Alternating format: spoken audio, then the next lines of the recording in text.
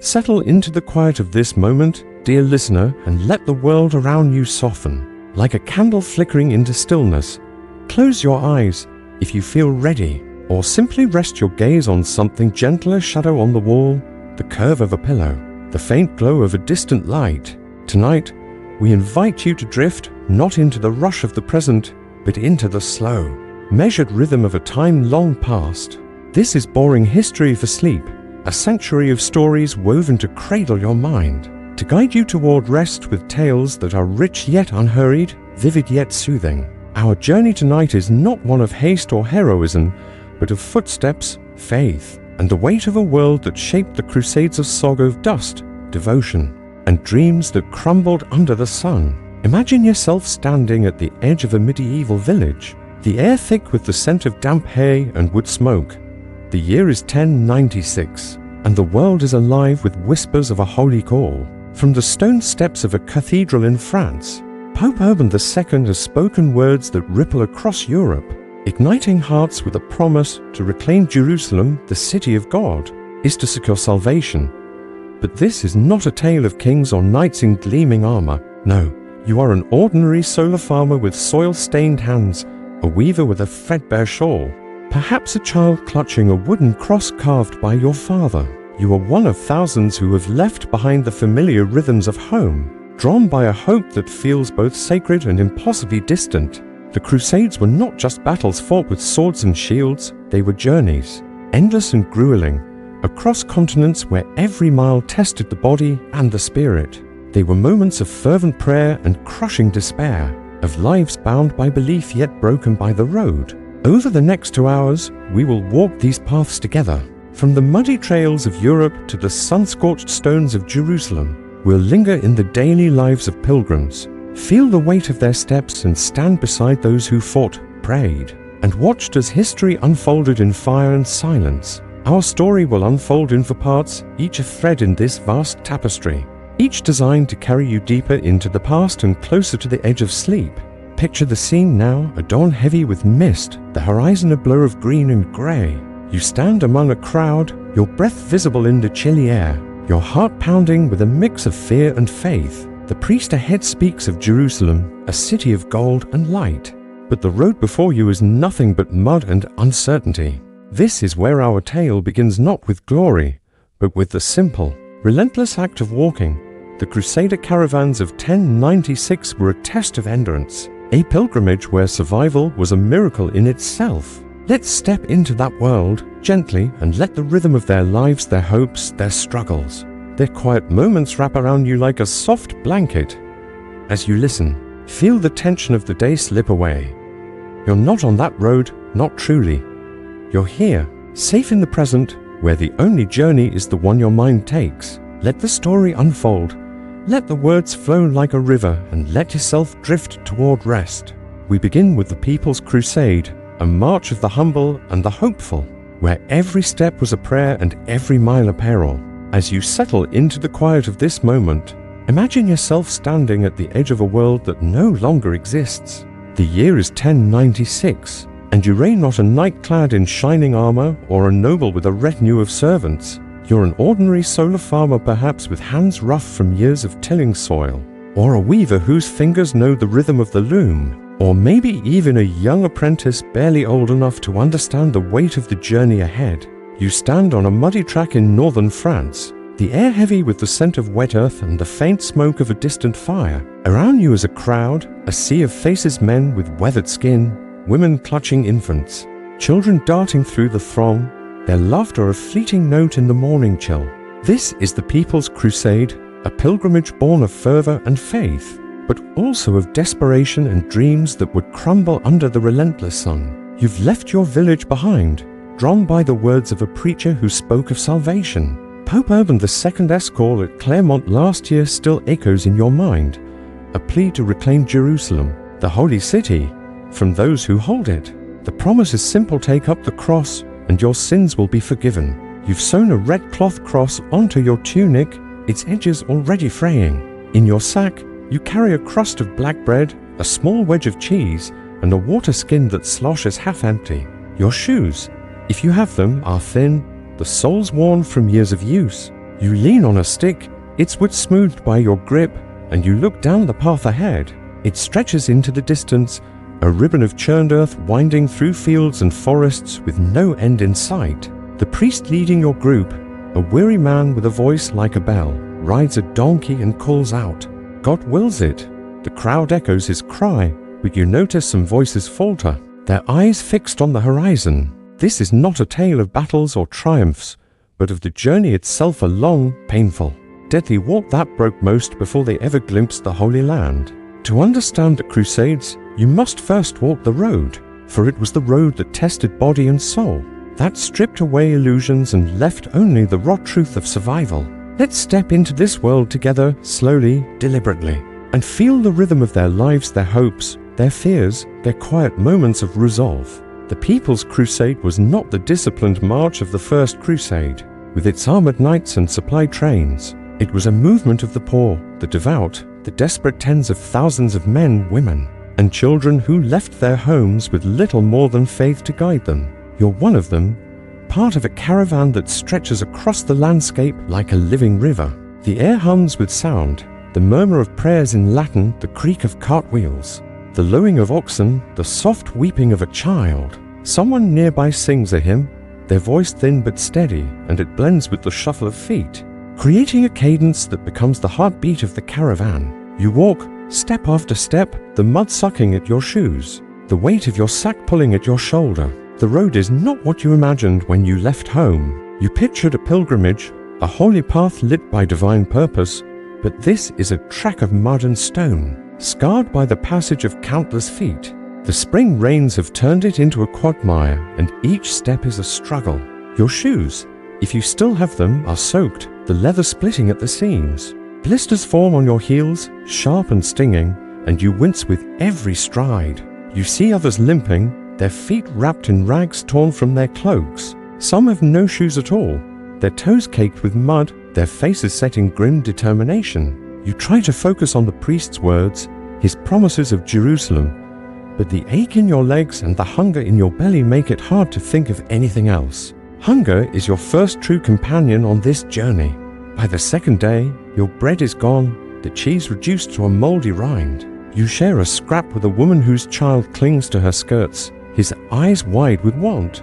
The fields you pass are green with early crops, but they belong to villagers who watch you with narrowed eyes. They've seen pilgrims before bands of desperate travelers who take what they can. Some in your group try to barter, offering a knife or a bit of cloth for a loaf of bread, but the locals demand more than you can give. Others turn to theft, slipping into orchards to pluck apples or snatching chickens from coops.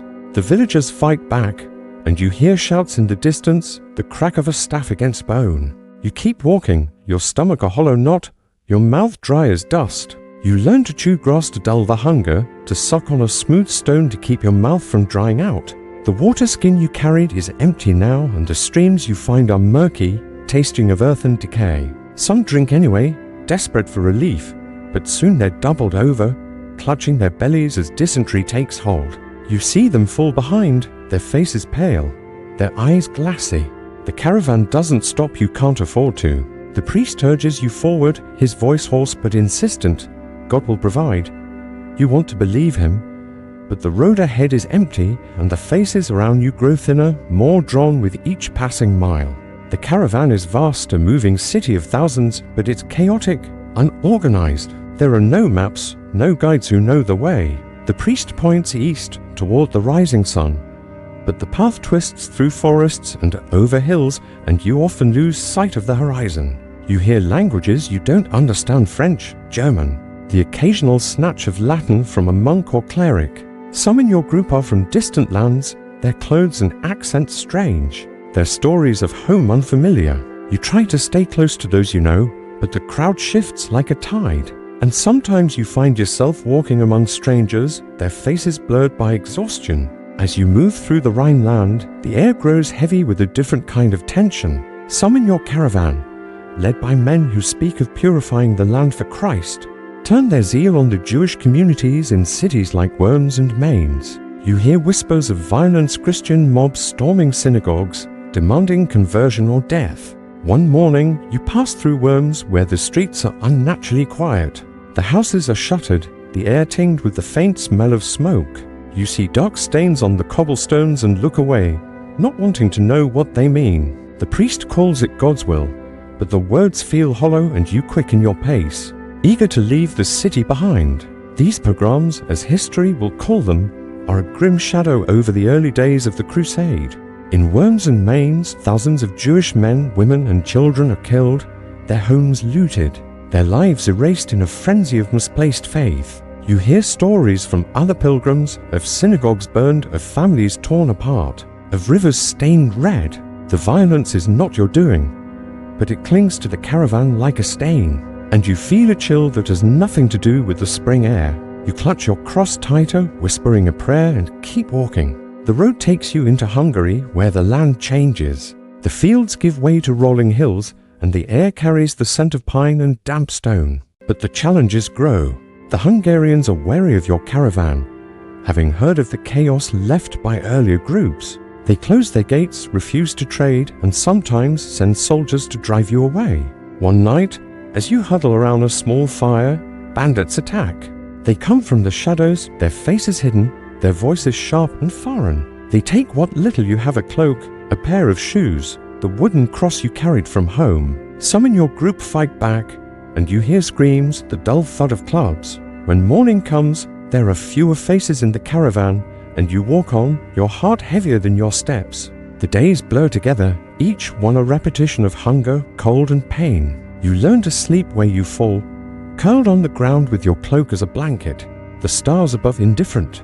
You dream of home, of warm bread, of a fire in the hearth, of faces you may never see again. But the priest's voice pulls you forward, his promises of Jerusalem a faint light in the darkness. You walk because you must, because to stop is to admit defeat. And defeat feels like betrayal of God, of yourself, of the hope that set you on this path. This is the rhythm of the Crusader caravan, a slow, relentless march through a world that offers no mercy. The road is your teacher, and its lessons are harsh.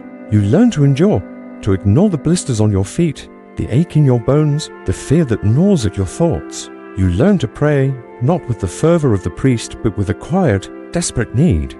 And you learn to keep walking, because the alternative is to lie down and be forgotten. As you imagine this world, feel the weight of that journey lift. You're not on that road, not truly. You're here, in the quiet of your own space, the modern world soft and safe around you. Let the rhythm of those footsteps fade, and let's pause here in the midst of the caravan's journey.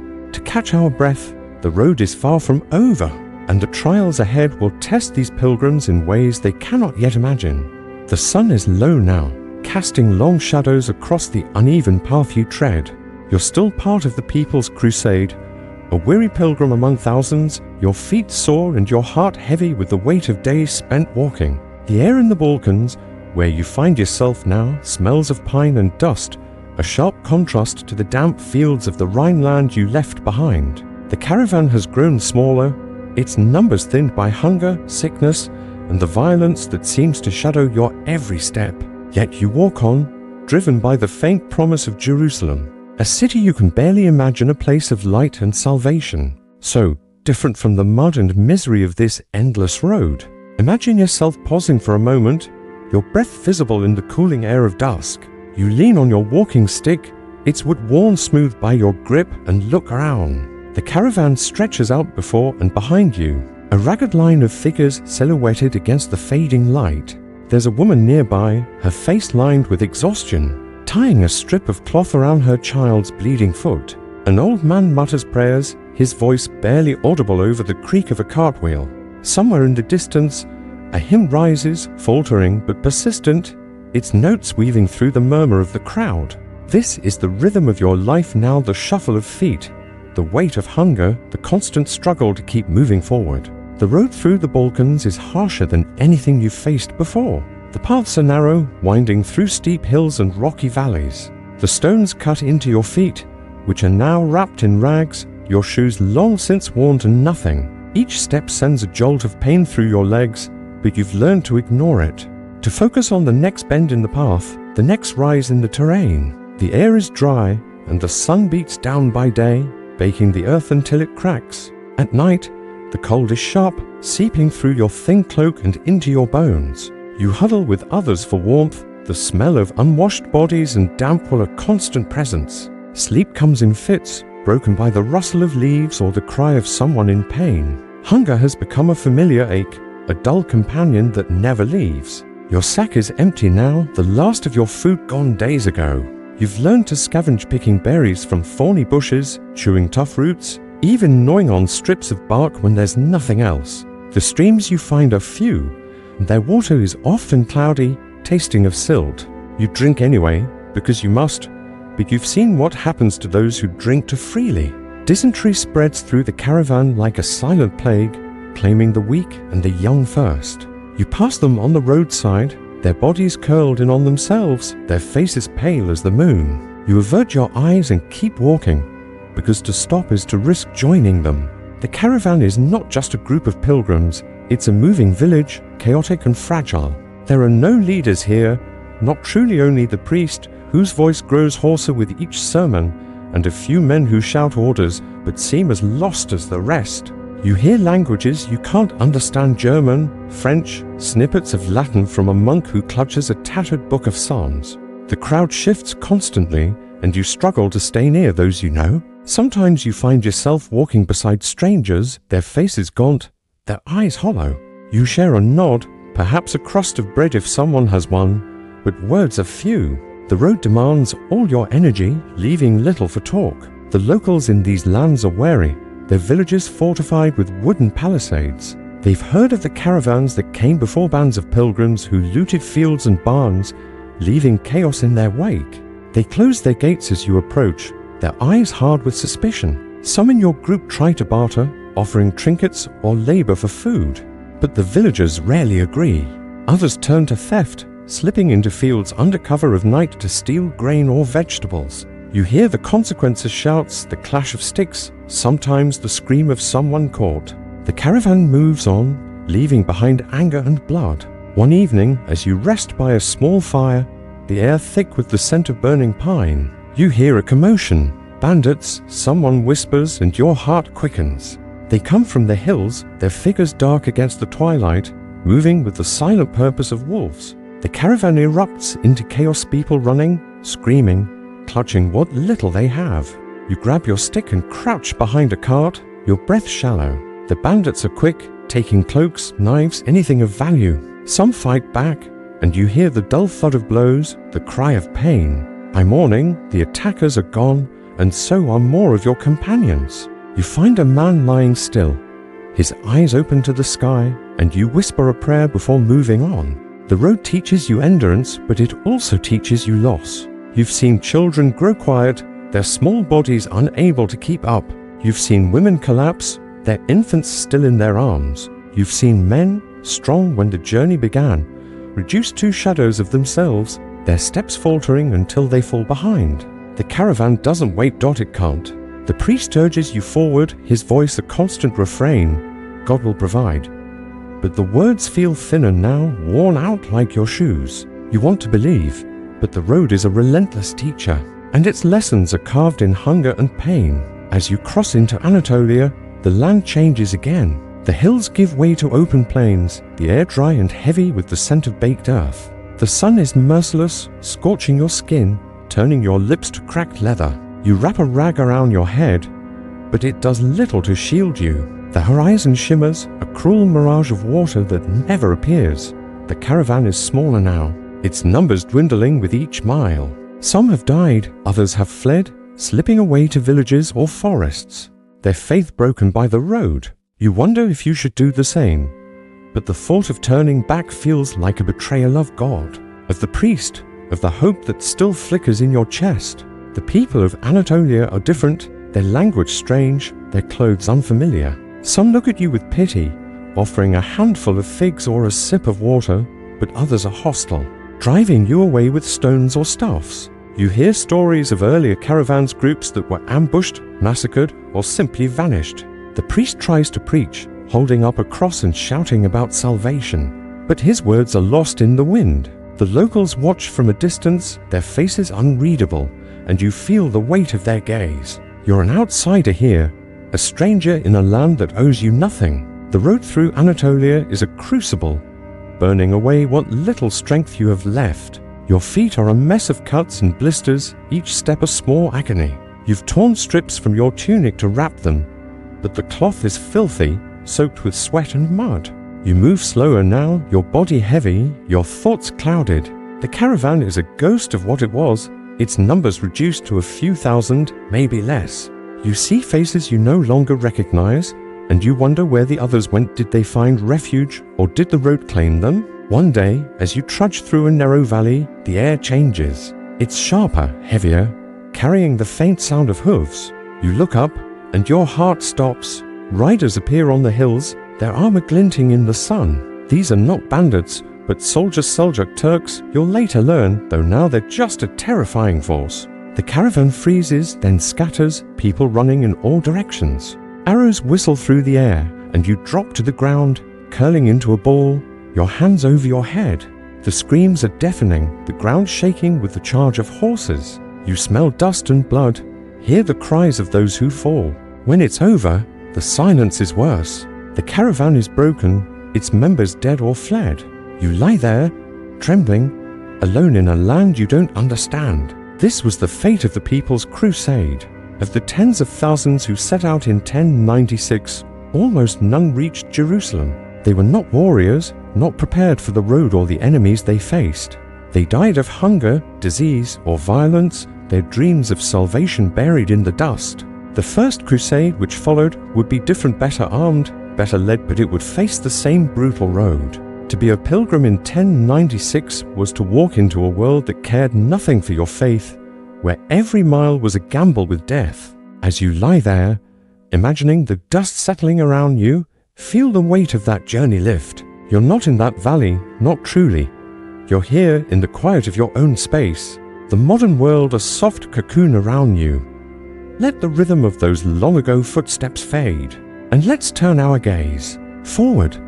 The road to Jerusalem was only the beginning, a prelude to the fire and faith that would collide in the holy city.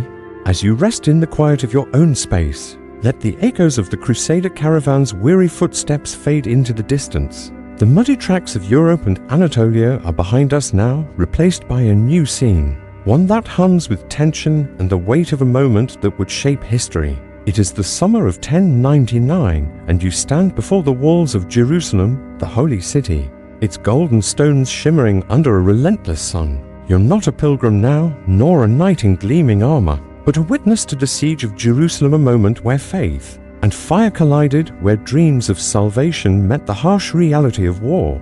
Close your eyes, if you wish, and let the world around you soften. Feel the heat of the desert air, the dust beneath your feet, and let this story unfold slowly, deliberately, like a prayer whispered in the dark.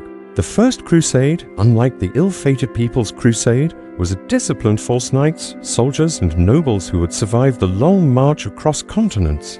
But even they, hardened by the road, were not prepared for what lay before Jerusalem's walls. The city stood like a fortress, its high stone ramparts scarred by centuries of conflict, its gates sealed against the invaders.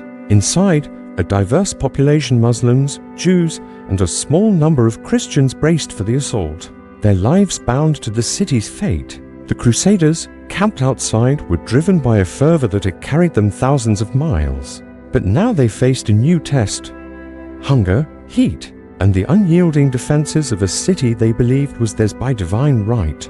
Imagine yourself standing among the Crusader camp, the air thick with the scent of sweat, smoke, and the faint tang of metal. The sun beats down, relentless, turning your skin raw and your lips dry as parchment. The camp is a sprawling chaos of tents and makeshift shelters, stretching across the rocky hills north of the city. You hear the low murmur of prayers, the clank of armor being repaired, the occasional shout of a commander rallying his men. The Crusaders number perhaps 12,000 now, a fraction of those who set out 3 years ago. Their faces are gaunt, their eyes hollow from months of privation, but their voices rise in unison during evening prayers, chanting psalms that echo across the valley. God wills it, they say, but the words carry a weight of exhaustion. The siege began in early June, and by now, weeks later, the Crusaders are starving. The land around Jerusalem is barren, the fields stripped bare by years of war and drought. The few wells nearby are guarded by the city's defenders and water is scarce. Carried in by brave and desperate men who risk arrows and ambushes. You sip from a water skin, the liquid warm and gritty, rationed to a few mouthfuls a day. Food is even scarcer. The bread you once carried is a distant memory, replaced by tough roots and the occasional scrap of dried meat. Some men boil leather from their belts to soften it, chewing slowly to trick their stomachs into feeling full. You see others, too weak to stand, lying in the shade of tents, their prayers mingling with groans of hunger. The city's walls loom before you, a constant reminder of the task ahead. Jerusalem is no ordinary prize, it is the heart of the world for these men, the place where Christ walked and died. To take it is to fulfill a vow, to secure salvation, to etch their names into eternity. But the walls are formidable, built to withstand armies far greater than this ragged host.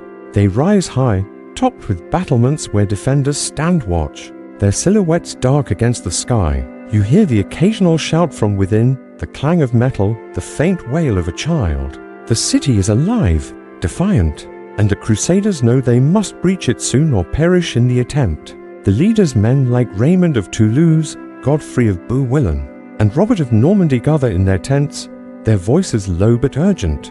You catch glimpses of them, their armor dented, their faces lined with worry. They argue over strategy, their plans hampered by a lack of resources. There are no siege engines yet, no ladders tall enough to reach the walls. The nearby forests have been stripped, their trees cut to build shelters or burned for fuel. The Crusaders have little to work with but their hands and their faith. You watch as men labor under the sun, dragging stones and timber to construct siege towers. Their movements slow but determined.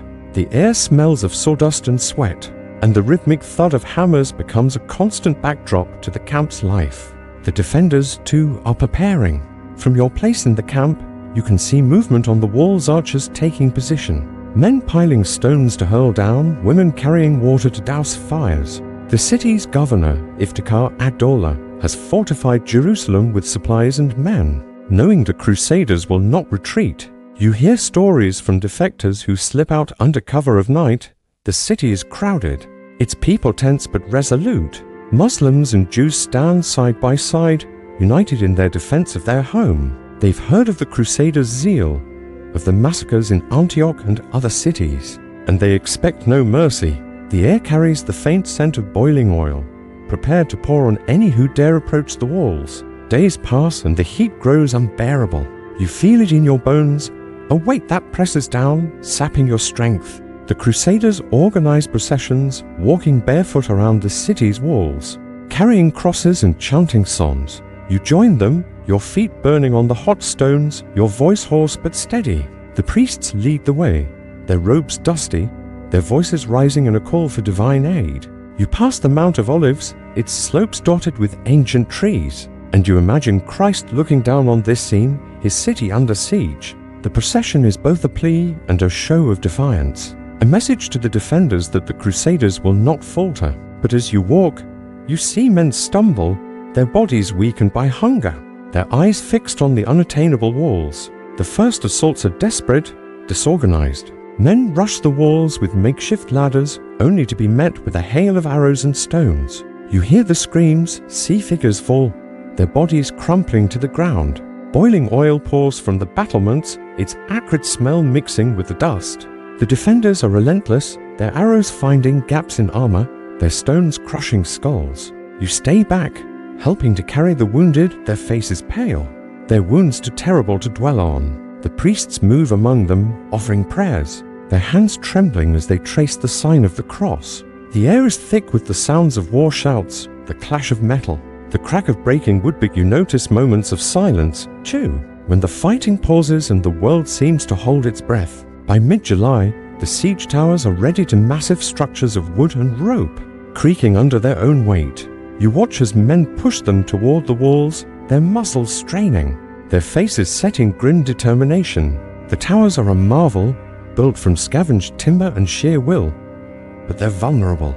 The defenders hurl torches and you smell burning wood, see flames licking at the tower's sides. Men scramble to douse the fires, their hands blistered, their voices hoarse with effort. You help carry buckets of water, the liquid sloshing over your hands, precious and scarce. The towers inch closer and you feel a flicker of hope, but also fear. To climb those ladders is to face death, and you wonder if God truly wills this. The final assault comes on July 15th, 1099. The air is heavy with anticipation, the camp alive with movement. You stand among the crowd, watching as men climb the siege towers, their armor glinting in the dawn light. The defenders fight back with everything they have: arrows, stones, fire. You hear the roar of the crusaders, the cries of the wounded, the crack of wood as a tower sways. The heat is suffocating, the dust choking, but you keep your eyes on the walls, where a small group of knights finally breaches the defenses. You hear shouts of triumph, but also screams of terror from within the city. The gates are forced open, and the crusaders pour in, their swords raised, their voices crying. God wills it. What follows is a moment history will never forget, though you, standing at the edge of the camp, can only imagine the chaos within. The crusaders, driven by months of hardship and years of faith, unleash their fury on Jerusalem's people. The streets, once bustling with life, become a tableau of horror. Men, women, and children, Muslim and Jew alike, all under the sword. You hear accounts later from those who entered the city of blood flowing like rivers, of bodies piled in the streets. Raymond of Aguilar's, a chronicler, will write of rivers of blood, a phrase that lingers in the air like a dark hymn. You try not to picture it, focusing instead on the sounds around you: the distant clash of metal, the wail of a horn, the silence that follows when the fighting stops. As a witness, you feel the weight of this moment. The crusaders believe they were fulfilling a divine mission, but the cost is heavy. The air thick with the consequences of their victory. You stand outside the walls, your hands idle, your heart conflicted. The city is taken, but at what price? The priests lead prayers of thanksgiving, their voices rising over the camp. But you notice some men sitting apart, their faces blank, their hands stained with what they've done. The sun sets, casting a red glow over the city, and you wonder if it's the light of salvation or something far darker. This is the siege of Jerusalem, a moment where faith met fire, where devotion led to destruction. The crusaders achieved their goal, but the road to this victory was paved with suffering, and the city's fall was only the beginning of its story. As you imagine this scene, let the heat of the desert fade, let the sounds of battle soften. You're not in that camp, not truly. You're here, in the quiet of your own space, the modern world a gentle refuge. Let the rhythm of this story carry you forward toward the next chapter, where we'll step into the lives of those who fought not just for glory, but for a code that bound them to both prayer and sword. As the echoes of the Crusader caravan's footsteps and the clamor of the initial assault on Jerusalem fade into the quiet of your mind, let yourself linger in the stillness of this moment. You're no longer standing among the dusty tents of the Crusader camp, but you remain a witness to the siege of Jerusalem in July 1099, a pivotal chapter, where faith and fire intertwined in a dance both sacred and sorrowful. The city has fallen, its gates breached, its streets now silent after the frenzy of conquest. The air, once thick with the sounds of battle shouts, the clash of swords, the crackle of burning wood has settled into an uneasy hush, broken only by the murmur of prayers and the occasional cry from within the walls. Close your eyes, if you wish, and imagine the weight of this moment. The heat of the desert sun softening as twilight casts long shadows over the holy city. Let this story unfold gently, its rhythm steady and unhurried, guiding you toward rest. The Crusaders' victory on July 15, 1099, was a moment of triumph for those who had endured years of hardship to reach Jerusalem. But it was also a moment of profound tragedy. To understand the siege fully, we must step back into the city, not as a warrior, but as an observer walking the streets in the aftermath, seeing the consequences of faith pushed to its extreme. This is not a tale of glory or celebration, but a contemplative journey through the human cost of the crusade, the fervor that drove it, and the silence that followed. Let's move slowly through this scene, from the perspectives of both the conquerors and the conquered, feeling the texture of their lives in this fleeting, fragile moment. Imagine yourself standing just inside Jerusalem's gates, the air heavy with the scent of smoke and something sharper, metallic, that you try not to name. The streets, narrow and winding, are lined with stone houses. their doors splintered or hanging open. The golden glow of the city's walls, so radiant from a distance, is dulled by dust and ash. You step carefully, your feet brushing against debris-broken pottery, torn cloth, the occasional glint of a discarded weapon. The Crusaders, their armor streaked with grime, move through the city in groups. Their faces a mix of exhaustion and elation. Some kneel in prayer, their heads bowed before makeshift altars, while others stand guard, their eyes scanning the rooftops for any sign of resistance. The city is theirs now, but the victory feels fragile, as if the stones themselves might rise against them. The siege's final days were a crescendo of desperation and determination. The Crusaders, weakened by hunger and weeks of relentless heat, had poured their last strength into the assault.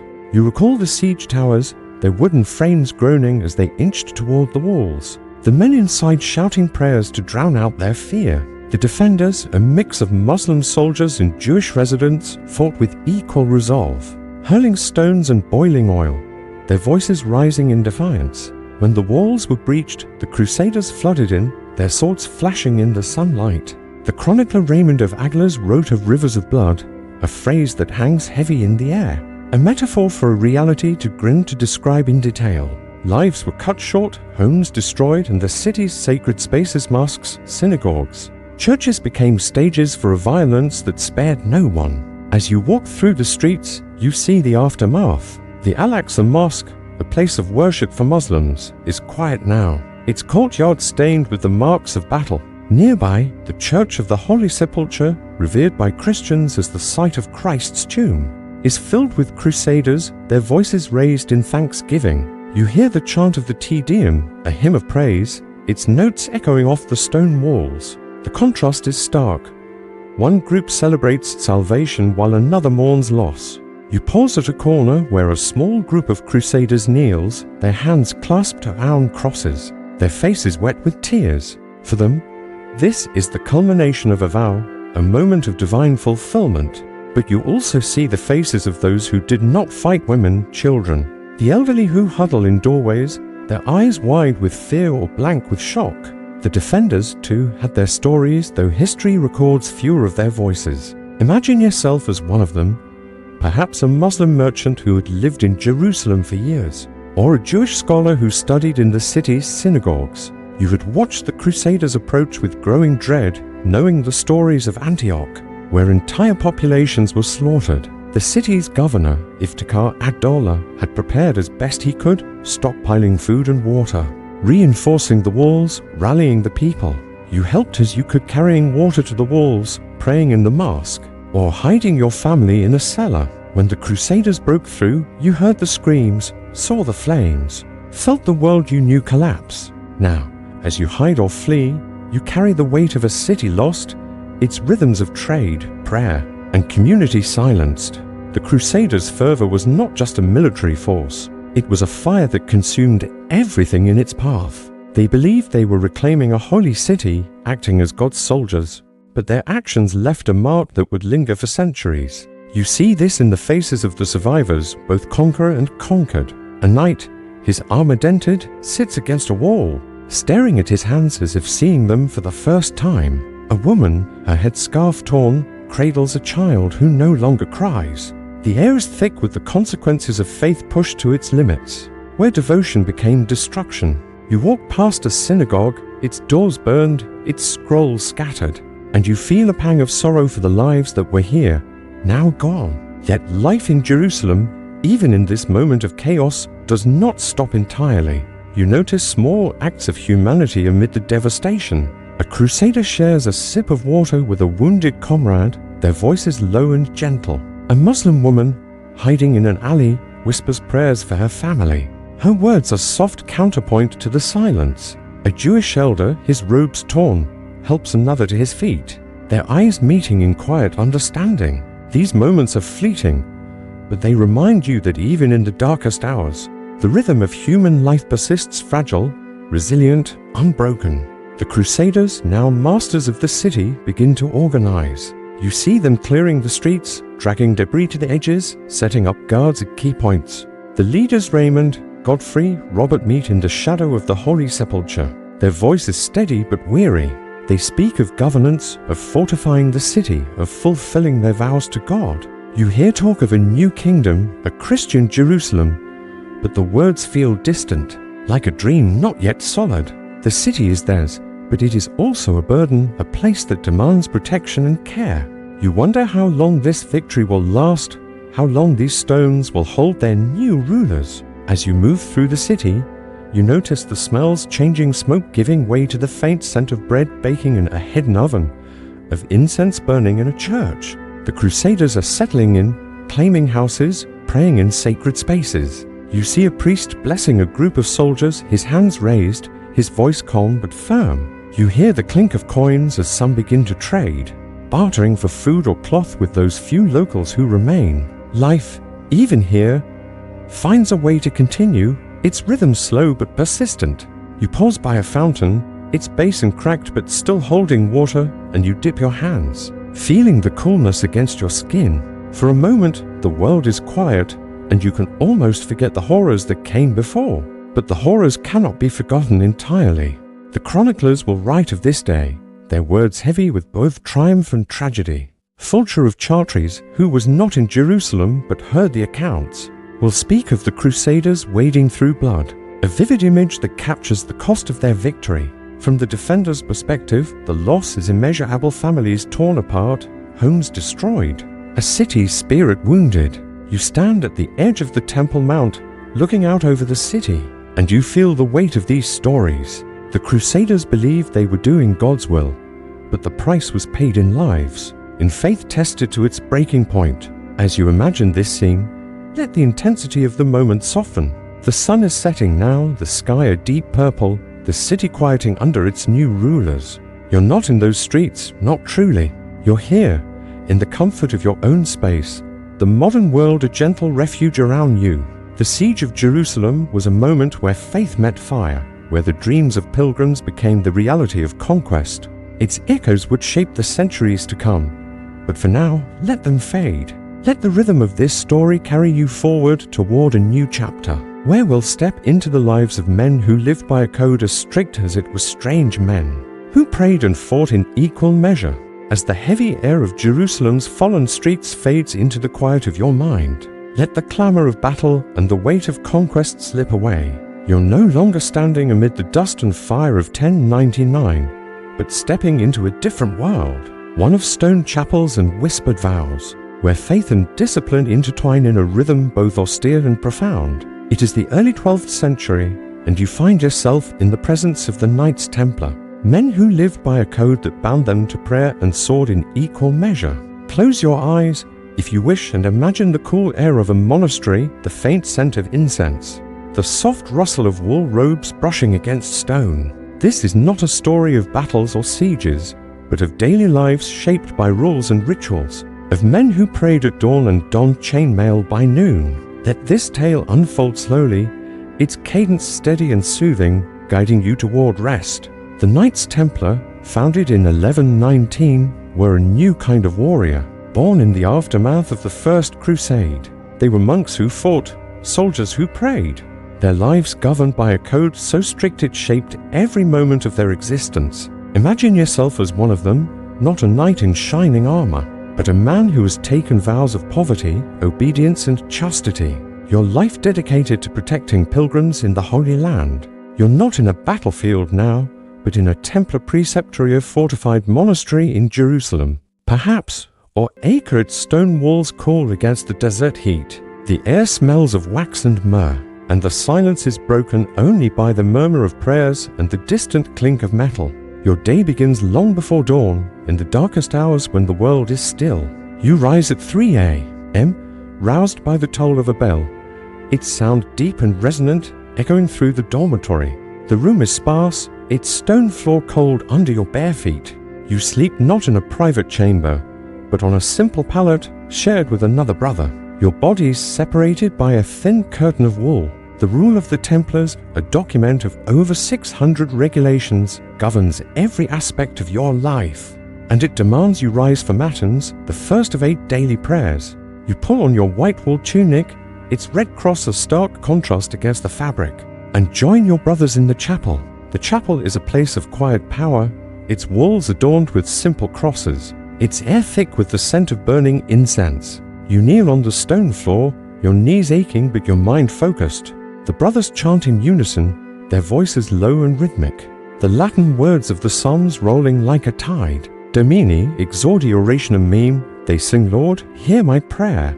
The sound is comforting, but constant in a world of uncertainty, and you lose yourself in its cadence. The rule requires you to pray 8 times a day.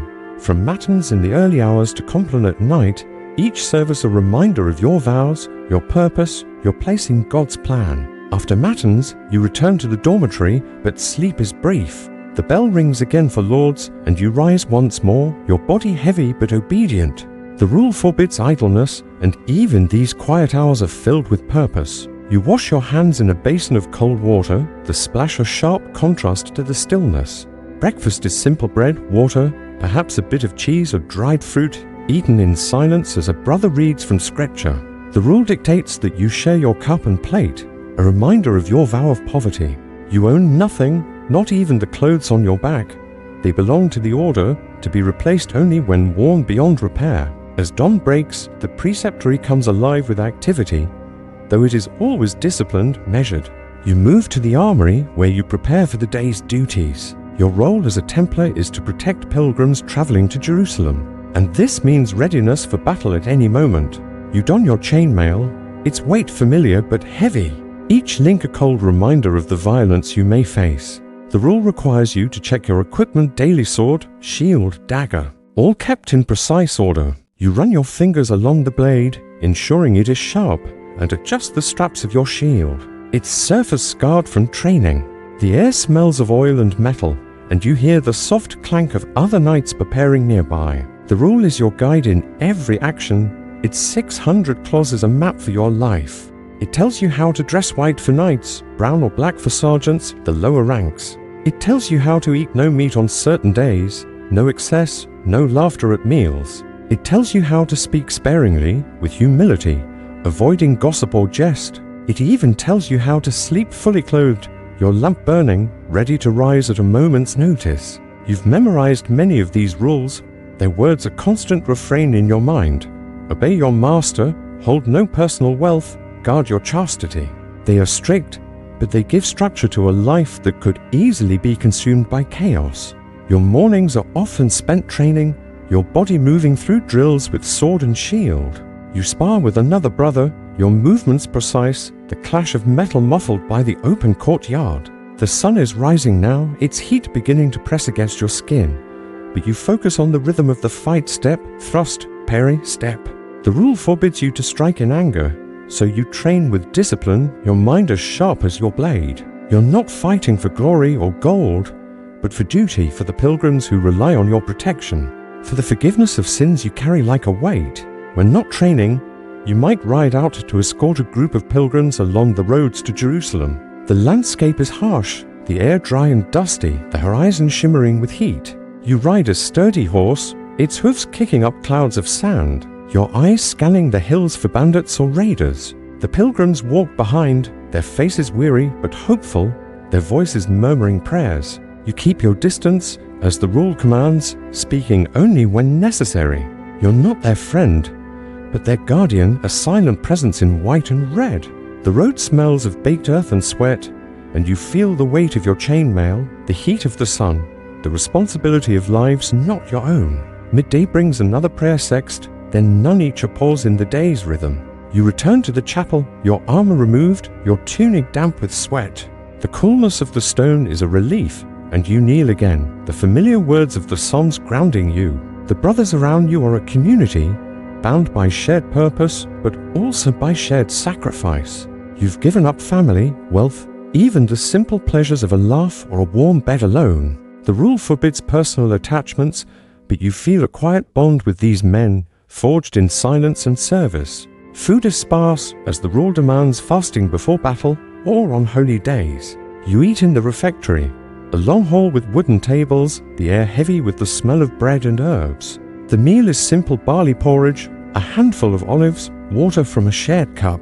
You listen as a brother reads from the rule or scripture, his voice a steady drone that blends with the clink of spoons. You're forbidden to speak, to laugh, to take more than your share. The rule reminds you that excess is a sin, that your body is a tool for God's work, not a vessel for indulgence. You chew slowly, the taste of barley familiar, comforting in its plainness. The afternoons are for labor repairing armor, tending horses, fortifying the preceptory's walls. You work with your hands, hauling stones or sharpening blades. Your muscles aching, but your mind calm. The rule values work as much as prayer, and you find a strange peace in the rhythm of it, the scrape of stone, the creak of wood, the steady beat of a hammer. You share these tasks with sergeants, the non-knighted members of the order, who wear brown tunics and carry lighter weapons. They are your brothers too, equal in devotion if not in rank, and you move among them in silence, your actions speaking louder than words. As evening falls, the bell calls you to vespers, then compline, the final prayers of the day. The chapel is dim now, lit by flickering candles, their light casting shadows on the stone. You kneel, your body tired but your spirit steady, the psalms a lullaby that soothes your soul. The rule allows you to sleep after compline, but even this is regulated. You lie on your pallet, fully clothed, your lamp burning low. You share the space with another brother, the rule forbidding solitude even in rest. You hear his breathing, steady and slow, and you feel the weight of the day settle over you, a blanket of duty and faith. This is the life of a Templar prayer, work, discipline, all woven into a rhythm that is both demanding and comforting. You live not for yourself, but for the order, for the pilgrims, for God. The rule is your guide, your companion, your judge. It tells you to rise before dawn, to pray 8 times a day, to eat sparingly, to fight without fear. It tells you to die, if necessary, not for glory, but for guilt and redemption. You carry your sins as all men do, but you believe that this life, this code will wash them away. As you imagine this world, feel the coolness of the chapel fade, the weight of the chainmail lift. You're not in that preceptory, not truly. You're here, in the quiet of your own space, the modern world a soft refuge around you. The Templars' lives were a balance of prayer and sword, a code that shaped every moment, a rhythm that carried them through days of hardship and hope. Let this rhythm guide you now, toward the next chapter, where we'll step into the eyes of a stranger in Jerusalem, a merchant whose gaze reveals a city both familiar and foreign. As the cool stone of the Templar chapel fades from your mind, let the rhythmic chant of psalms and the weight of chainmail dissolve into the quiet of your present moment. You're no longer a knight bound by vows, standing in the flickering light of a preceptory's candles. Instead, you remain in the world of the Knights Templar in the early 12th century. But now you're stepping deeper into their daily lives, their routines, their silent struggles. This is not a tale of grand battles or heroic deeds, but of the small, deliberate acts that defined these men-monks who fought, warriors who prayed, their lives woven into a tapestry of discipline and devotion. Close your eyes, if you wish, and imagine the soft scrape of wool against stone, the faint smell of hay and leather, the steady rhythm of a life governed by rules. Let this story unfold slowly, its cadence soothing and unhurried, guiding you toward rest. You're back in a Templar preceptory, perhaps in Jerusalem or along the pilgrim roads of the Holy Land in the year 1120. The air is warm, carrying the scent of dust and myrrh, and the walls around you are thick, built to withstand both time and attack. You're one of the Knights Templar, a man who has sworn to live by the rule of the Templars, a code of over 600 regulations that shapes every breath you take. Your life is not your own, it belongs to the order, to the pilgrims you protect, to the God you serve. This is a life of contrasts, prayer and violence, silence and action, poverty and purpose. Let's walk through a day in this world, feeling the texture of its rituals, the weight of its duties, the quiet moments that bind these men together. The day begins in darkness, long before the sun rises over the desert hills. A bell tolls, its sound deep and resonant, pulling you from the thin pallet where you sleep. The dormitory is sparse, its stone floor cold against your feet, the air heavy with the breath of your brothers.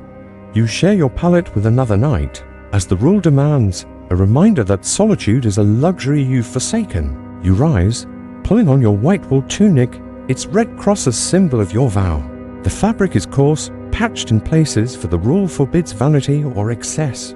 You move quietly, your footsteps blending with the soft rustle of others rising, the faint clink of metal as someone adjusts a belt or dagger. The bell calls you to Matins, the first of 8 daily prayers. You walk to the chapel, its stone walls cool and smooth, its air thick with the scent of burning incense.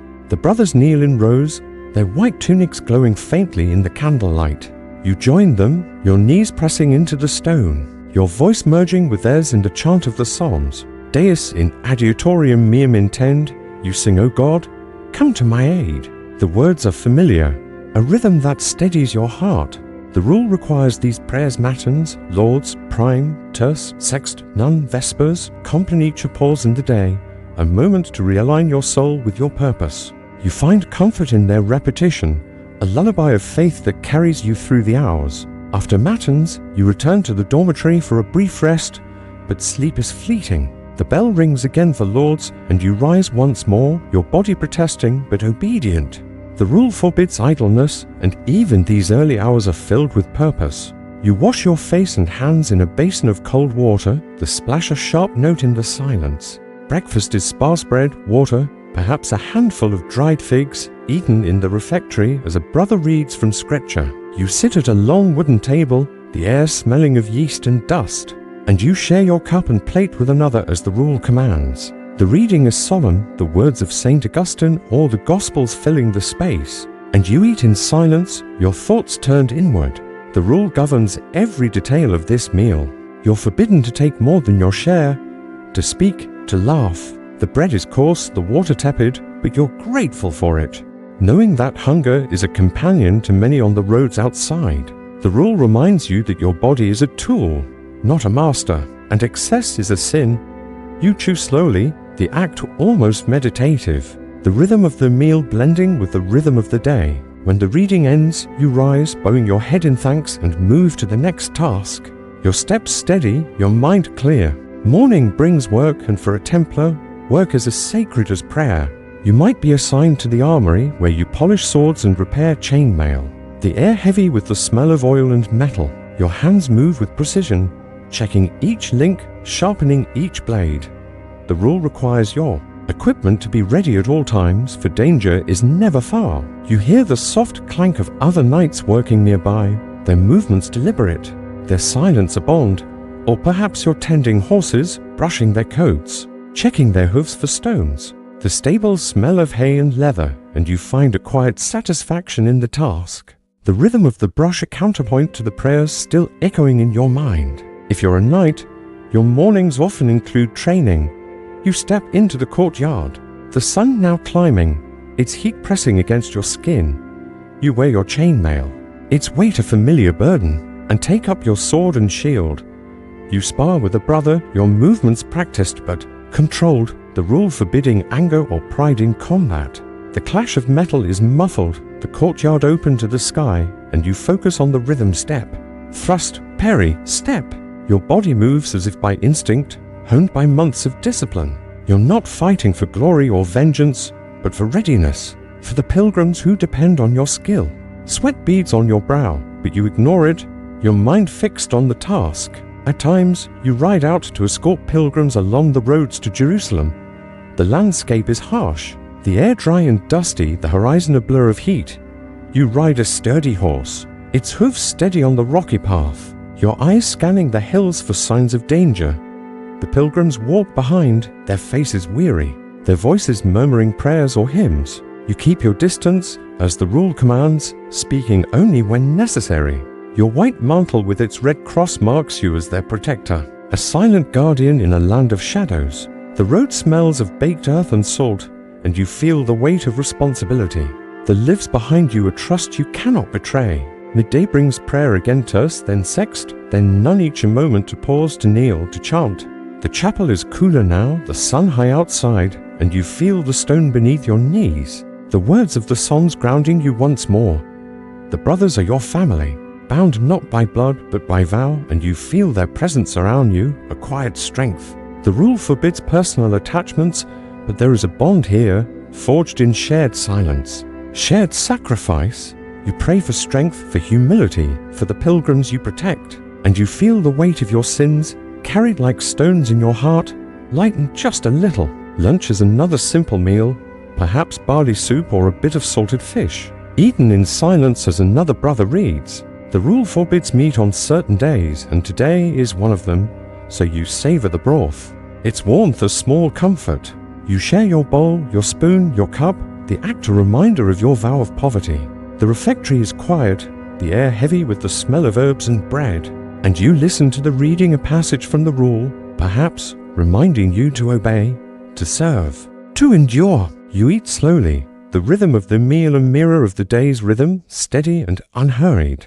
The afternoons are for labor, and you might find yourself repairing the preceptory's walls, hauling stones under the sun. The work is hard, your muscles aching, but there is peace in its simplicity. The rule values labor as a form of prayer, and you feel the truth of this as you work. The scrape of stone against stone a steady beat, or perhaps you're in the scriptorium, copying documents, or letters, your quill scratching against parchment. The air smells of ink and vellum, and you focus on each stroke, the rule demanding precision even in this. Your brothers work beside you, their silence a shared language, their presence a comfort. As evening approaches, the bell calls you to vespers, then compline, the final prayers of the day. The chapel is dim now, lit by candles that cast long shadows.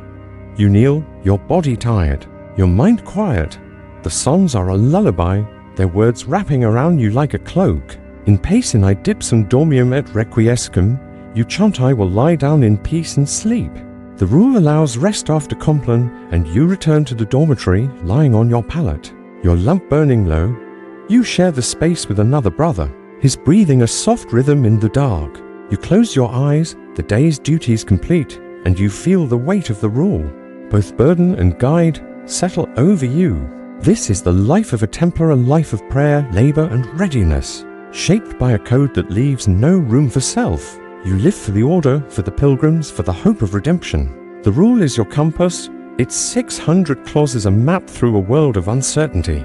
It tells you to pray, to work, to fight, to die if necessary, not for gold or glory, but for the forgiveness of sins you carry. You feel their weight, but also the promise of release, a hope that keeps you moving forward. Step by step, prayer by prayer, as you imagine this world, let the chapel's coolness fade, the rhythm of the psalms soften. You're not in that preceptory, not truly. You're here, in the quiet of your own space, the modern world a gentle refuge. The Templars' lives were a balance of discipline and devotion, a code that shaped their every moment, a rhythm that carried them through hardship and hope. Let this rhythm guide you now toward the next chapter, where we'll see Jerusalem through the eyes of a stranger and merchant, whose quiet observations reveal a city both alien and familiar. As the disciplined rhythm of the Templar preceptory fades from your mind, let the echo of chanted psalms and the clink of chainmail dissolve into the quiet of your present moment. You're no longer bound by the strict vows of a warrior monk, nor standing amidst the chaos of a conquered city. Instead, you find yourself in Jerusalem in the year 1187, a city now under Christian rule, its golden stones catching the light of a late afternoon sun. You are a Muslim merchant, perhaps from Damascus or Aleppo, who has traveled to this holy city to trade. Your world is one of commerce and observation, your eyes sharp and your mind curious, taking in a place that is both familiar and strange. Close your eyes, if you wish, and imagine the warm air heavy with the scent of spices, the murmur of voices in languages you half understand, the soft tread of your sandals on worn stone. Let this story unfold gently, its cadence measured and reflective, guiding you toward rest. You've come to Jerusalem not as a pilgrim or a warrior, but as a trader, your camel laden with bolts of silk, sacks of cumin, and small vials of rosewater. The journey was long, the desert roads dusty and unforgiving, but you're accustomed to such travels. Your life is one of movement, of markets and negotiations, of reading the moods of cities as easily as you read a ledger. Jerusalem, though, is different. It is a city sacred to your faith, home to the Al-Aqsa Mosque and the Dome of the Rock, but now it flies the banners of the Franks Christians from distant lands who call themselves Crusaders. You've heard stories of their conquest nearly a century ago, of the blood that stained the streets, but today the city is alive, bustling, a place where faiths collide and coexist in uneasy balance. As you approach the city gates, The air smells of baked earth and the faint tang of olive oil from a nearby press. The walls rise high, their stones weathered but strong, topped with guards in chainmail, their crosses glinting red in the sunlight. You show your papers to a gatekeeper, a Frank with a sunburned face who speaks a halting Arabic, learned from years of trade. He inspects your goods, his eyes lingering on the silk, and waves you through with a nod. You guide your camel into the city, the streets narrow and crowded, the air alive with sound vendors calling out, donkeys braying, the distant toll of a church bell. You feel the weight of eyes on you, some curious, some wary, but you keep your gaze steady, your expression calm. You're a guest here, tolerated for your trade, but never fully welcome. The streets of Jerusalem are a maze, their stones polished by centuries of feet. You pass houses of pale stone, their shutters painted in bright colors, and markets where stalls overflow with goods, dates, almonds, woven baskets, iron tools. The air smells of fresh bread and roasted lamb, mingling with the sharper scent of incense drifting from a nearby church. You hear languages you recognize: Arabic, Hebrew, the lilting tones of Persian, but also the harsh syllables of Frankish tongues, unfamiliar and guttural. The city is a tapestry of peoples, Muslim traders like yourself, Jewish scholars, Christian pilgrims in ruffled tunics, and the ever-present Crusader knights, their armor clanking as they patrol. You make your way to the market near the Church of the Holy Sepulchre, a place you've heard of but never seen. The church looms large, its dome rising above the rooftops, its entrance crowded with pilgrims.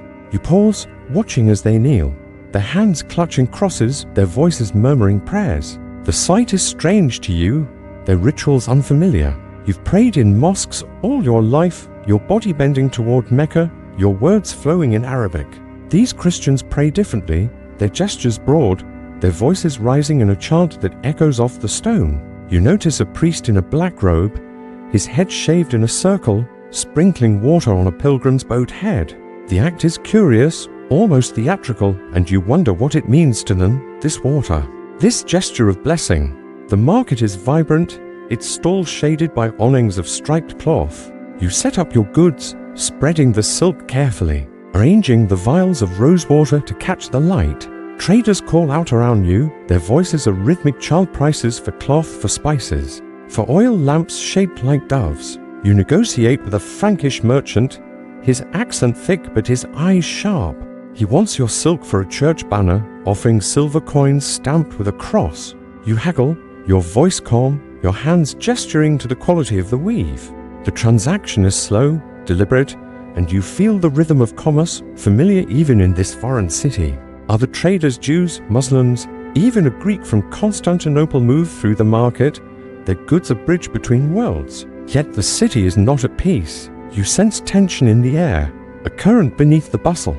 The Crusaders rule Jerusalem, but their grip is fragile. You hear whispers of a leader named Saladin, a Muslim commander whose armies grow stronger by the day. The Franks are wary, their knights patrolling the streets, their hands never far from their swords. You see a group of Templars, their white mantles stark against the crowd, their faces stern. You've heard of them, monks who fight, men who live by a code as strict as any scholars. They move with purpose, their eyes scanning the market, and you feel a chill, knowing they watch you as closely as they watch the roads. The rule of the Templars, you've learned, forbids them from trading for profit, but their order is wealthy, their preceptories filled with goods from across the world. You wonder at this contradiction: men who vow poverty yet control vast resources. You see their influence in the city, a hospital they run for pilgrims, a stable for their horses, a treasury guarded by stone walls. You trade with a sergeant of the order,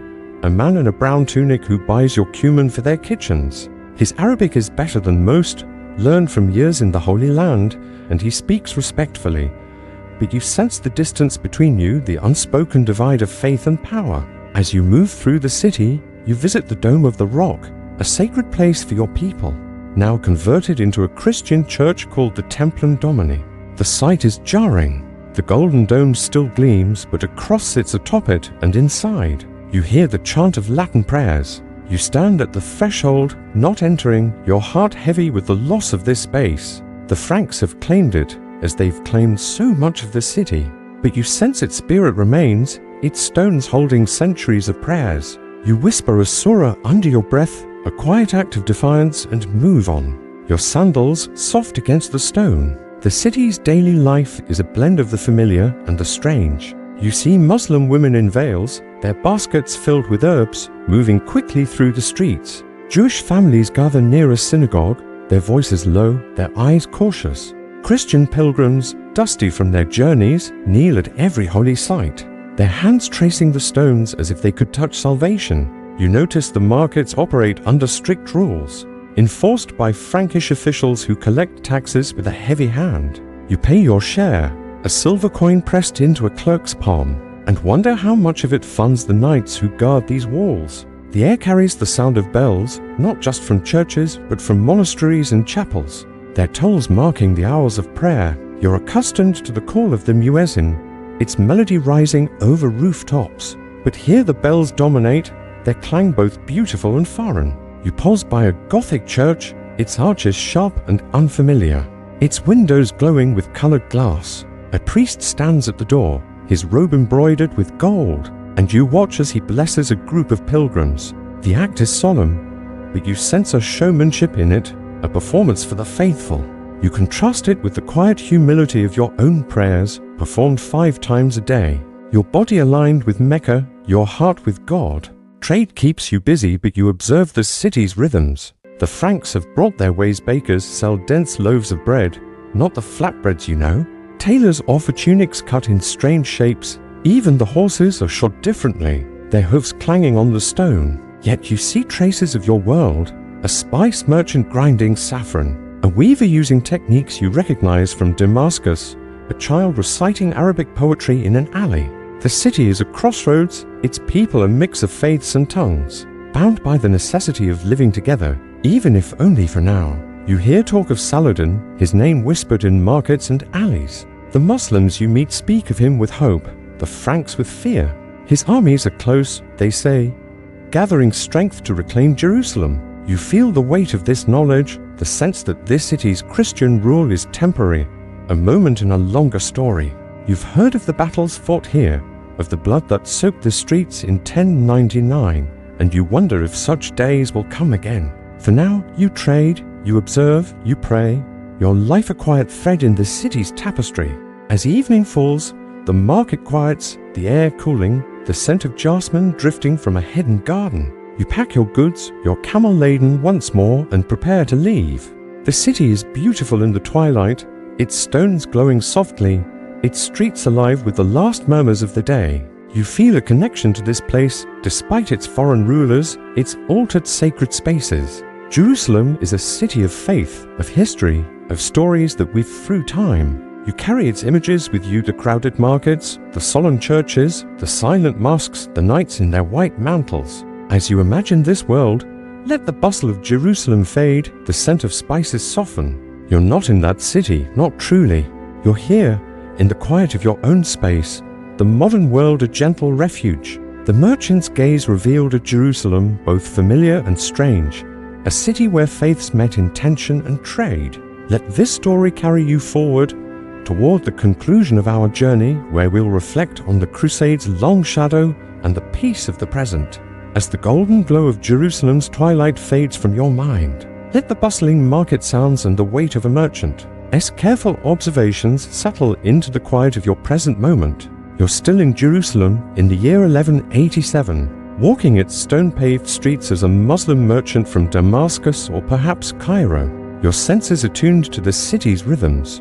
The air carries the faint scent of sandalwood and baked bread, and the evening light softens the harsh lines of the Crusader banners fluttering above the walls. You're here to trade, to navigate a city ruled by strangers, to observe a world where faith and commerce intertwine in uneasy balance. Close your eyes, if you wish, and imagine the cool touch of a stone wall, the murmur of voices in a dozen tongues, the steady rhythm of your own breath. Let this story unfold gently, its cadence measured and reflective, guiding you toward rest. Your journey through Jerusalem continues as you move deeper into the city, your camel trailing behind, its hoofs clicking softly on the cobblestones. The streets are narrower here, winding between houses of pale stone, their shutters painted in fading hues of blue and red.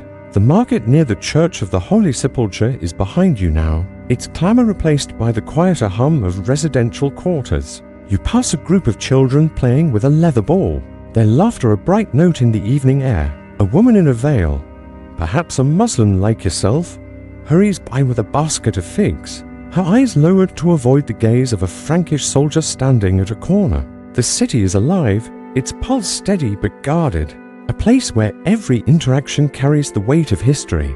You've come to Jerusalem to trade your goods, silk, spices, rare oils carefully packed and ready for the market. But you're also a student of this city, your eyes noting every detail, your mind cataloguing the contrasts between the Jerusalem of your faith and the one ruled by the Franks. The Crusaders have held this city for nearly a century, their churches and castles reshaping its skyline. But the spirit of your people remains, woven into the stones, the markets, the whispered prayers. You feel this as you walk, your sandals soft against the ground, the air cooling as the sun dips below the horizon. You pause at a small square where a fountain trickles weakly, its basin cracked but still holding water. You dip your hands, the coolness a relief after the day's heat, and you notice a group of Jewish merchants nearby, their voices low as they discuss prices for wool. Their presence is familiar. You've traded with Jewish families in Damascus, their knowledge of markets rivaling your own. But here, they move cautiously, their eyes darting to the Crusader knights who patrol the streets. The Franks tolerate them as they tolerate you for the sake of trade, but the air is thick with unspoken rules. You exchange a nod with one of the merchants, a silent acknowledgement of shared experience, and move on, your camel's reins loose in your hand. The city's sacred spaces draw your attention, and you find yourself near the Al-Aqsa Mosque, now called the Templum Solomones by the Franks. The site is a quiet wound. The mosque's arches are as graceful as ever, its courtyard wide and open, but a cross stands at its entrance, and you hear the chant of Latin prayers from within. You remember stories from your father of praying here as a boy, the call of the muezzin echoing over the city. Now, the bells of Christian churches dominate, their tolls marking hours unfamiliar to your own rhythm of prayer. You stand at a distance, not entering, your heart heavy with the knowledge that this place, sacred to your faith, is no longer yours. You murmur a verse from the Quran, your voice barely audible, and feel the city's stones hold your words as they have held so many before. The Crusaders' presence is everywhere. You see their knights, the Templars and Hospitallers, moving through the streets in their distinctive mantles, white with red crosses, black with white ones. Their discipline is striking, their silence almost unnatural. You've heard of their vows: poverty, obedience, chastity, and you marvel at men who live so strictly, yet wield such power. You pass a Templar hospital, its doors open to pilgrims, the air inside smelling of herbs and clean linen. A sergeant in a brown tunic tends to a wounded man, his movements gentle but precise. You wonder at their dual-role warriors and caregivers, monks and soldiers, and you sense the contradiction in their lives, a tension that mirrors the city itself. Trade is your purpose, and you return to the market the next morning, the air fresh with the scent of dawn. You set up your stall near a Christian vendor selling relics, bits of bone, or cloth said to come from saints. His customers are pilgrims, their faces eager, their hands clutching coins. You watch as they buy, their faith in these objects as fervent as your own in the words of the Prophet. The vendor speaks to you, his Arabic broken but earnest, offering a small relic in exchange for a vial of your rosewater. You decline politely, your smile neutral, and focus on your own customers, a mix of locals and foreigners, their needs as varied as their tongues. The market is a microcosm of Jerusalem, a place where faiths and cultures collide. You negotiate with a Greek merchant for saffron, his accent sharp and his bargaining fierce. A Jewish woman buys a length of your silk, her fingers tracing the weave with care, her eyes bright with appreciation. A Frankish noble, his tunic embroidered with gold, pauses at your stall, drawn by the scent of cumin. You speak to him in Arabic, and he responds in a halting mix of languages, learned from years in the Holy Land. The transaction is slow, deliberate, and you feel the rhythm of commerce, a language that transcends the divides of faith and power. Yet the city's tensions are never far. You hear whispers of Saladin, the Muslim leader whose name is spoken with hope by your people and fear by the Franks. His armies are close, they say, gathering in the hills beyond the city. You've heard of his victories at Marjayon, at the springs of Crescent, and you sense the tide turning. The Franks are nervous, their patrols more frequent, their voices sharper when they address you. You see it in the market, where a Muslim trader is questioned harshly by a Crusader official. His goods inspected with suspicion. You keep your own papers close, your demeanor calm, knowing that a wrong word could cost you dearly. The daily life of Jerusalem under Crusader rule is a delicate balance. You see Muslims and Jews living alongside Christians, their interactions governed by necessity and caution. The markets thrive, but taxes are heavy, collected by Frankish clerks who record every coin in ledgers. You pay your share, a silver dirham pressed into a clerk's hand, and you notice the weight of his gaze, assessing your worth. The city's economy depends on trade, and you're part of it, but you're also an outsider, tolerated but never embraced. You visit a synagogue one evening, invited by a Jewish merchant you've traded with. The building is small, its walls plain, but inside, the air is warm with the sound of prayer. You stand at the back, respectful, your presence a quiet gesture of solidarity. The men chant in Hebrew, their voices rising and falling, and you feel a kinship, a shared sense of displacement. The Franks allow the synagogue to stand, but its people are careful, their prayers quieter than they might be elsewhere. You think of your own mosques, now churches, and you understand the weight they carry, the resilience of faith in a city changed by conquest. The Christian rituals fascinate you, their strangeness a puzzle. You pass a Gothic church, its arches sharp and towering, its windows glowing with colored glass that tells stories you don't know. You watch a procession of pilgrims, led by a priest in a robe heavy with embroidery, their crosses held high. They sing, their voices loud and fervent, and you contrast this with the quiet humility of your own prayers, performed alone or in small groups, your body bending toward Mecca. The Franks' faith is public, performative, and you wonder at its intensity, its need to be seen. You prefer the stillness of your own worship, the private dialogue with God. As your days in Jerusalem pass, you notice the city's beauty, even under foreign rule. The markets are vibrant, their stalls overflowing with goods from across the world, spices from India, cloth from Persia, glass from Venice. The streets are alive with color, with the sense of roasting meat and blooming jasmine. You see acts of kindness, a Christian woman sharing bread with a Muslim child, a Jewish scholar helping a Frankish pilgrim with directions. But you also see the cracks, arguments over prices, suspicious glances, the heavy hand of Crusader law. The city is a crossroads, but it is also a battleground, its peace fragile, its future uncertain. You hear more talk of Saladin, his name a constant undercurrent. In the market, a Muslim trader speaks of his victories, his eyes bright with hope. In a tavern, a Frankish soldier mutters about the need for reinforcements, his voice low with worry. You know that Jerusalem's Christian rule is waning, that the reconquest is coming. You've heard of the Battle of Hattin, where Saladin's forces crushed the Crusader army, and you sense the city bracing for what comes next. You pray for peace, but you also pray for justice, for a return of the sacred spaces to your people. As you prepare to leave, your goods sold or traded, you take one last walk through the city. The air is cool now, the stars bright above the walls. You pass the Dome of the Rock, its golden dome a beacon in the night, and you pause, your heart full.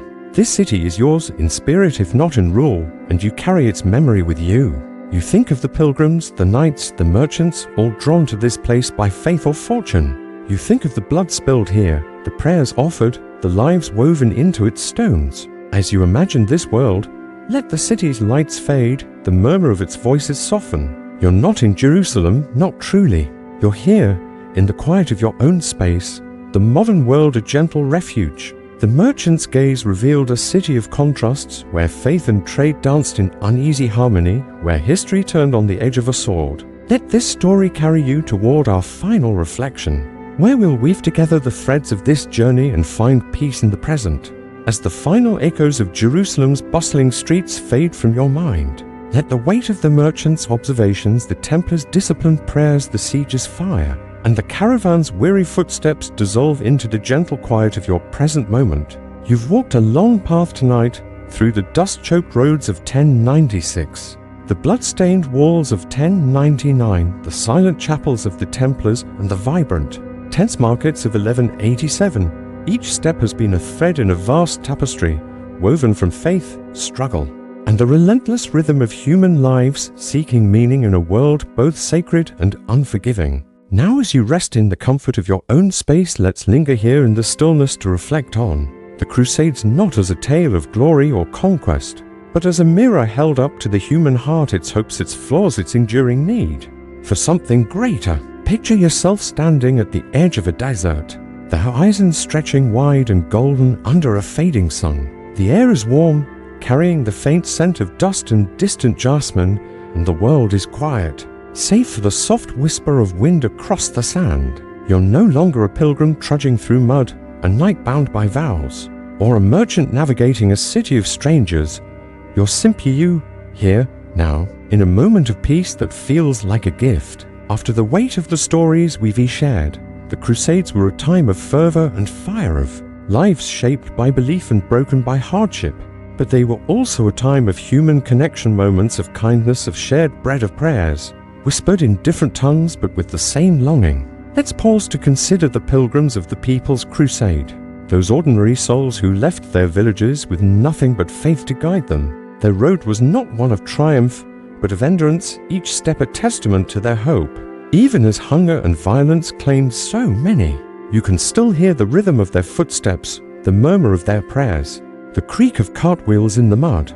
They walked not for gold or glory, but for a promise of salvation, a dream that carried them across continents only to falter in the face of a world that cared little for their devotion.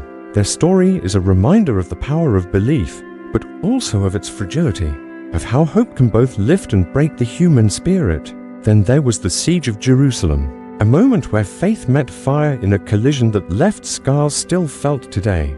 The Crusaders, driven by years of hardship and a vow to reclaim the holy city, poured their strength into those walls, only to unleash a storm of violence that claimed countless lives. From the perspective of the defenders, Muslims and Jews, who fought for their home, the siege was a tragedy, a loss that echoed through generations. Yet even in that chaos, there were glimpses of humanity, a shared sip of water, a whispered prayer, a moment of silence amidst the storm. The siege reminds us that history is not just a clash of swords, but a tapestry of lives, each with its own story, its own sorrow. The Knights Templar brought us into a world of discipline and duality, where prayer and sword were one. Their lives, governed by a code of over 600 rules, were a study in devotion, rising before dawn to chant psalms, donning chainmail to protect pilgrims, eating sparse meals in silence.